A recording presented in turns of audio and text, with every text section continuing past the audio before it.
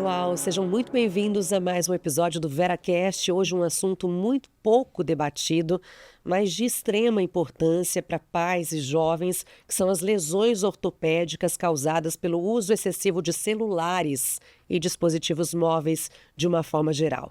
Para enriquecer o nosso bate-papo, está aqui comigo mais uma vez Dr. Felipe Biguetti. Bem-vindo aqui mais uma vez ao VeraCast. Obrigada pela presença, doutor. Obrigado pelo convite. E também Ana Maria Pacola, ortopedista pediátrica. Como vai, doutora? Muito bem, Marcela. Obrigada e obrigado pelo convite. O Brasil é um país super conectado, né? Ocupa o segundo lugar no ranking dos países que mais gastam tempo em telas, seja computador, celular, qualquer tipo de dispositivo eletrônico. E a média diária de uso assusta, né? 9 horas e meia aí todo dia. E aí tem dados impressionantes também do IBGE que revelam que 54% das crianças de 10 a 13 anos têm celular. Então, já queria começar com essa reflexão e com essa relação que o uso excessivo de celular, de alguns dispositivos, pode causar aí com relação às lesões, doutor. Muito obrigado pelo convite. Acho que assim, a demanda muito grande hoje das mídias sociais, os jovens, as crianças estão muito conectadas e elas fazem essa interligação entre elas. E o que a gente vê no aspecto ortopédico, isso que vem gerando bastante queixas e desconfortos, principalmente em consultório, quando a gente pensa no aspecto postural, né? Porque você pensar em uma quantidade muito grande de tempo de tela, a gente não fala só celular, iPad, tablet, enfim. Isso está gerando muita queixa no aspecto ergonômico, no aspecto de dores, provavelmente de origem postural, né? Que fica muito tempo com a cabeça para baixo, ombros para frente, punhos juntos, assim, então acaba gerando contraturas musculares, dores secundárias a isso, né? Dor no ombro, dor cervical, às vezes até dor de cabeça e ninguém sabe de onde vem. E a gente, tirando a história familiar, assim, muitas vezes está relacionada à postura em grande parte das vezes, né? Já você também percebe, doutora Ana Maria, no consultório, um aumento de procura com esse tipo de queixa? Sim, na verdade eu acho que desde a pandemia aumentou muito, porque agora tem bastante pessoas fazendo trabalho online, trabalho virtual, e as crianças ficaram sem poder sair, sem poder se divertir, então acabaram indo mais para as telas. O acesso ao celular está cada vez mais precoce. Os jogos de celular são muito aditivos, então eles não têm um objetivo final do jogo de terminar a fase e zerar. Eles sempre são recompensados, então eles ficam ali querendo passar para a próxima fase, ganhar o próximo prêmio, e aí passa a tarde todo, o dia todo. Também, não só celular, mas a gente também pensa nos adultos, não pensam na ergonomia para sentar, a cadeira adequada, a altura da mesa, como que fica a tela do computador, se você está olhando diretamente ou não, se você está adequado. As crianças são assim, estão perdidas, porque os adultos dão o celular e tem um momento de sossego. E aí eles não supervisionam as crianças. Então, realmente, a busca aumentou bastante. A gente acho que ainda fala pouco desse assunto, né? É importante ter atenção. Sim, na verdade é uma coisa que tem muita gente falado e eu acho que é um tema que está sendo batido e muitas pessoas acham, eu já sei tudo que tem para saber desse tema, mas do ponto de vista ortopédico, não. Tem muita coisa por trás do uso excessivo de tela que a gente precisa falar. Quer dizer, isso aqui só foi uma amostra, né? Nós vamos aprofundar agora, então, nesses temas. Dr. Felipe já falou um pouquinho de alguns sintomas que aparecem ali em queixas em consultório, mas quando a gente for falar exatamente das lesões ortopédicas que são causadas pelo uso excessivo de telas, quais são as mais comuns?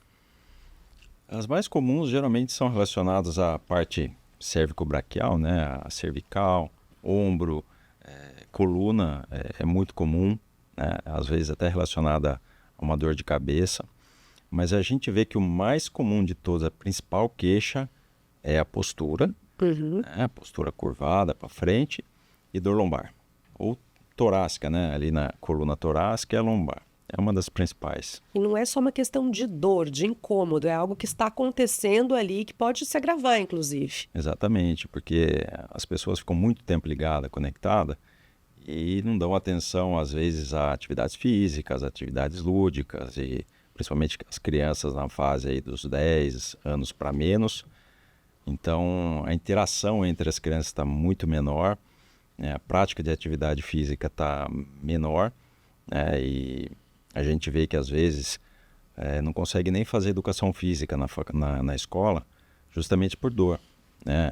Meu filho está com muita dor, não está conseguindo fazer atividade física.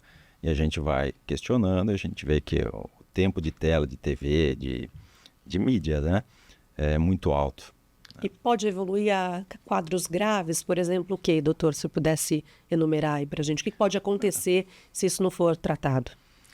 A longo prazo, a gente pensa mais a longo prazo, né? Crianças e adolescentes são muito adaptados, né, ao estímulo osteomuscular. A longo prazo pode acarretar aí fraqueza muscular, principalmente na coluna, né? E como a criança está em fase de crescimento, o osso vai sendo moldado, né? Então, se fica naquela postura durante muito tempo, assim, que a gente chama de meses ou anos, a criança se desenvolve com uma cifose, com aquela corcunda, e depois, para consertar isso na fase adulta, é muito difícil, né? Doutora Ana Maria, no dia a dia, assim, quais são os primeiros sinais de alerta para quem acompanha a criança, né, de que é necessário primeiro revisar o tempo de tela e também procurar um especialista? Eu acho que a queixa específica que eu pego bastante no consultório é dor na cervical. Isso é muito comum e assim... Que é uma dor aqui atrás. Que é uma dor aqui atrás. Então, isso já está intimamente relacionado com o celular. Não tem nada especificamente da infância que cause isso, exceto o uso do celular e a postura que eles seguram. Mas aí a gente também pega as queixas indiretas do uso do celular. Então, é aquela criança que, quando eu vou questionar sobre atividade física, ele não é muito exposto. Então, não faz exercício, mas faz educação física na escola. E que mais? Não faz. Por quê? Porque ele não gosta. Eu já tentei colocar, ele não quer. E aí os pais se contentam com essa resposta, tentam 2 esportes. Não, meu filho não é muito do esporte, ele é mais intelectual. Então, ele prefere a tela. É claro que ele vai preferir. Ele tem toda a recompensa ali. E nós, como pais, temos que mudar essa história. Porque é o que o Dr. Felipe falou. A criança é moldada nos primeiros anos de vida. Então, quem trata adulto, trata doença. Quem trata criança, tenta prevenir doença. E aí a gente pega, hoje, eu tenho pego muito, crianças descoordenadas motoramente. Porque não são expostas ao exercício físico. Então, assim, não sabe jogar uma bola, nunca subiu numa árvore, não brinca de pega-pega, não faz coisas básicas, não brinca com bolinha. Vai perdendo todo tipo de habilidade, né? Além dessas Porque questões nem das aprendeu. dores. Tá. Então, hoje, o que a gente percebe? Por exemplo, será que algum dia eu conseguiria andar de canoa? Não sei, nunca tentei. Talvez se um dia eu fosse exposta a isso, eu poderia aprender. Só que as crianças não são expostas.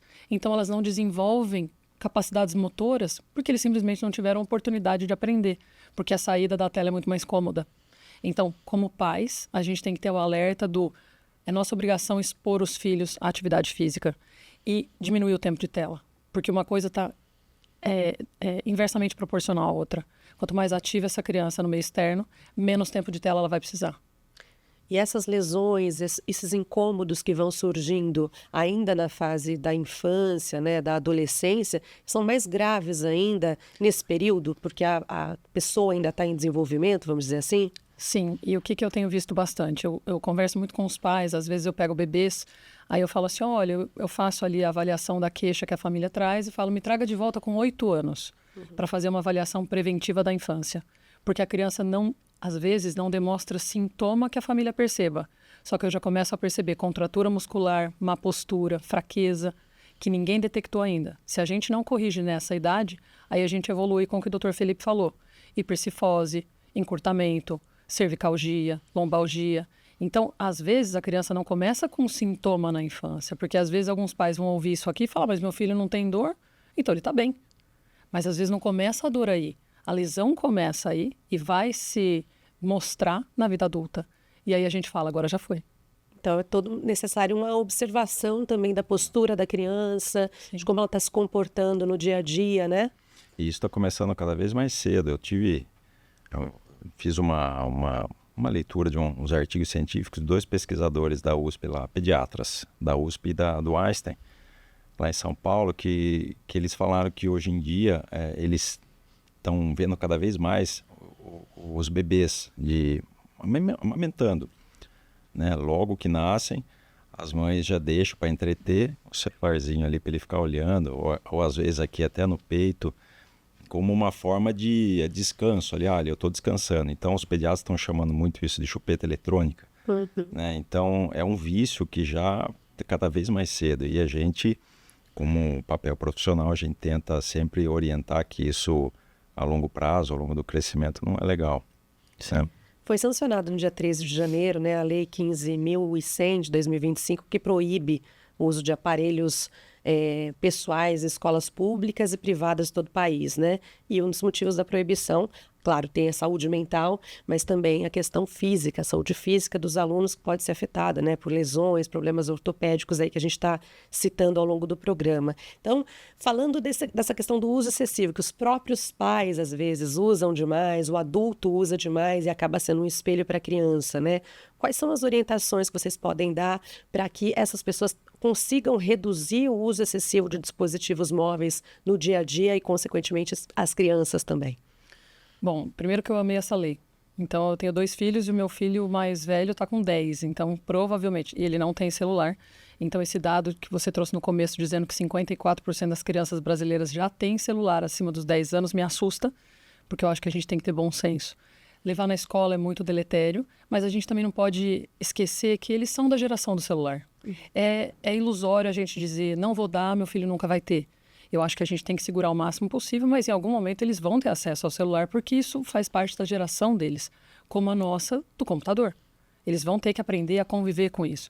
Então, eu sempre oriento que, quando a criança for usar o celular, que tenha um período estipulado, então não é pegou o celular e fica, o celular nunca dorme do lado da criança. Os pais têm que ter acesso ao que a criança está entrando, porque eu também tenho muitos casos de maus tratos, de violência infantil, de cyberbullying. Isso é super importante. Então, esse negócio do meu filho está viciado no celular e eu não posso ver o que ele conecta, não existe. A criança não pode ter esse tipo de segredo dos pais, porque é aí que a gente perde o controle. Mas vamos supor, no momento em que ele está com o celular, um costume que nós adultos também temos, que a gente pega o celular e fica muito próximo do olho e muito próximo daqui. Automaticamente a nossa cervical flete bastante. Então, uma dica que eu sempre dou é tentar afastar o celular e erguer o celular. Então, se a gente está perto de uma mesa, deixa a mão em cima da mesa e mais distante. Quanto mais próximo e mais baixo, a gente vai fletir mais. Então, na cama, por exemplo, a criança está ali sentada no sofá, coloca um travesseiro em cima e apoia a mão em cima do travesseiro e estica mais os cotovelos. Porque além da má postura, isso também afeta a visão. Então, a gente tem que ficar bem atento em relação a esses tipos de cuidado. Eles vão usar, mas com moderação. Quer dizer, uma prevenção, né, com relação à posição e também ao tempo de tela, né, o tempo que a pessoa fica ali. Exatamente. E essa questão da escola, eu acho interessantíssima, porque o tempo que o pessoal tinha de recreio, de intervalo, era celular. Então, eles se conversam pelo celular, né? Então, foi uma atitude muito boa, acho que vai ser interessantíssimo o aspecto socioemocional para todas as crianças em fase de desenvolvimento. Que isso de fato seja cumprido, né, em todas as unidades escolares. Agora, quando já o problema aparece e não já aconteceu, a pessoa ficou muito tempo ali, a criança, quais são as possibilidades de tratamento, até de reabilitação? Os tratamentos são os mais variados possíveis, né? A gente sempre tem que ter, nós ortopedistas trabalhamos muito com a questão da reabilitação fisioterapêutica, né? Ou pilates, ou atividades que exijam elasticidade e resistência muscular. Então, a gente sempre recomenda fazer atividades com resistência muscular que exija. O mais comum é a musculação, né, que a gente chama, né, mas pode ser qualquer forma de atividade física que tenha resistência muscular. Com molas, elásticos, cordas, numa maneira de fortalecer a musculatura e sempre focando no alongamento. As crianças são muito adaptadas nessa fase aí, na pré-adolescência, final da terceira infância, aí, a adaptação é muito rápida, né? Se a criança começar a fazer a atividade física, ela vai se moldar rapidinho e minimizar futuros problemas, né? A gente estabelecer uma relação mais saudável, né? Como você estava dizendo, Sim. Não tem jeito. A gente vai estar conectado em algum momento do dia. Os adolescentes, né? As crianças, acredito que se a gente pudesse evitar, sim, mas os adolescentes, os jovens, adultos, a gente vai estar realmente conectado em algum momento. Mas como que essa relação pode ser um pouco mais saudável para que a gente não prejudique nem a saúde mental, nem a parte física mesmo? Eu acho que, pensando nas famílias, a gente tem que sair um pouco da zona de conforto, porque, afinal de contas, nós, pais, a gente trabalha durante a semana, a gente quer descansar de final de semana. Mas a gente não pode esquecer que a nossa missão é cuidar dos nossos filhos. Então, de final de semana, a gente não pode ficar deitado assistindo televisão. Isso é um exemplo errado que a gente dá. A gente tem que sair, tem que levar os filhos no parque, tem que comprar uma bicicleta, tem que ensinar a andar de patins, tem que empinar pipa, tem que proporcionar também vivências saudáveis para as crianças. E eu falo que eu tenho um nicho muito gostoso de trabalhar, porque enquanto eu atendi adulto há muitos anos atrás, a gente orientava coisa para os adultos, mas às vezes aquela mãe, a última prioridade da vida dela vai ser ela. Mas eu trabalho com as crianças, então quando eu falo para os pais, precisa porque seu filho está sofrendo. Então, aqui, a prioridade dos pais são os filhos. Então, eles acatam essas mudanças. Isso é muito rico. Então, eu acredito que definir um tempo e também proporcionar a físio, às vezes, quando o problema já está instalado, precisa de físio. Mas eu sempre tento trabalhar com as crianças de maneira lúdica. Então, eu vou acabar tentando descobrir um esporte que ele goste, porque aí ele vai brincar e se tratar brincando. Não é aquela criança que está sendo punida, porque, afinal de contas, físio não é uma coisa que criança gosta de ir. Então, também, quando eu preciso encaminhar para a físio, eu sempre busco profissionais que sejam mais lúdicos, que sabem interagir com a criança, que falam a linguagem da criança. Mas se já está instalado, precisa de físio. Mas eu acho que a solução é sair de casa, ao ar livre e fazer esporte. Mexer o corpo, né, doutor? Mexer o corpo. E o adulto dá esse exemplo também para as crianças, para os jovens, né? E não é assim, tem gente que fala, poxa, não gosto do ambiente da academia, não gosto do ambiente fechado, tá? Mas hoje a gente tem muitas opções, né? Tem parques, tem andar em volta do quarteirão, passear com a criança. A criança precisa de estímulo, né? O máximo possível para ter uma vida adulta saudável, emocionalmente, socialmente e biomecanicamente, que a gente chama, né? Tem que ter, não tem escapatória. A evolução tecnológica exige isso da gente também, que a gente vai buscando formas de ter uma vida um pouco mais saudável, né? E prevenir alguns problemas que chegam junto aí dela, né? Exatamente. Agradeço demais a participação, doutora Ana. Obrigada, viu, pela participação aqui no VeraCast. Muito obrigada. Doutor Felipe, obrigada mais uma vez, foi um prazer recebê-lo. Obrigado. E eu vou deixar o convite para você curtir e compartilhar esse conteúdo com seus amigos também, tá?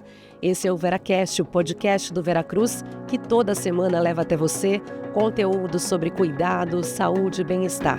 Vou ficando por aqui, espero você na próxima terça-feira, às 8 da noite.